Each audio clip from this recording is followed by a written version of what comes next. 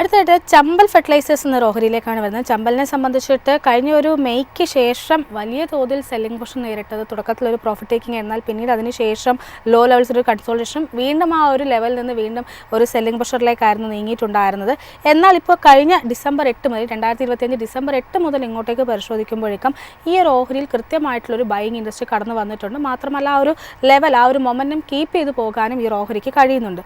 So Chambal ഫെർട്ടിലൈസേഴ്സിലുള്ള താങ്കളുടെ ഒരു view എന്താണ്? ഈ ഒരു ഓഹരിയിൽ നിലവിൽ ഏതെങ്കിലും തരത്തിലുള്ള ട്രെൻഡ് റിവേഴ്സൽ കൺഫേം ചെയ്യാൻ സാധിക്കുന്നുണ്ടോ?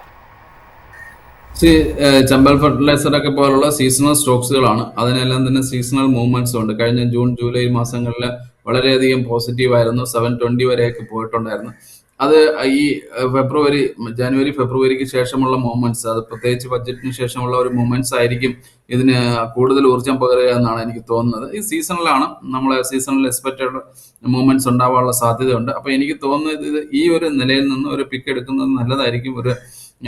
നമ്മൾ റിസ്ക് എടുക്കുന്നു എന്നുള്ള ഒരു ഇതില് ചെറിയ റിസ്ക് എടുക്കുന്നതിൽ കുഴപ്പമില്ല എന്നാണ് എനിക്ക് തോന്നുന്നത്. അങ്ങനെയാണെങ്കിൽ തീർച്ചയായിട്ടും നമുക്കൊരു ട്രെൻഡ് റിവേഴ്സിന് സാധ്യതയുണ്ട്. ഇപ്പോൾ 400 ലെവലിലാണ് അതിന്റെ ഒരു സപ്പോർട്ട് സോണൊക്കെ ഉള്ളത്. ഇമീഡിയറ്റ്ലി അതിന്റെ അടുത്ത് കിട്ടുകയാണെങ്കിൽ ഈ ഒരു ട്രേഡ് ഒരു റിസ്ക് എന്നുള്ള രീതിയിൽ നമ്മൾ എടുക്കുന്നതിൽ കുഴപ്പമില്ല. അങ്ങനെയാണെങ്കിൽ 600 വരെയൊക്കെ പോകാനുള്ള സാധ്യതയുണ്ട്. ബട്ട് അത് പ്രത്യേകം ശ്രദ്ധിക്കേണ്ടത് സീസണൽ സ്റ്റോക്സ് ആണ്.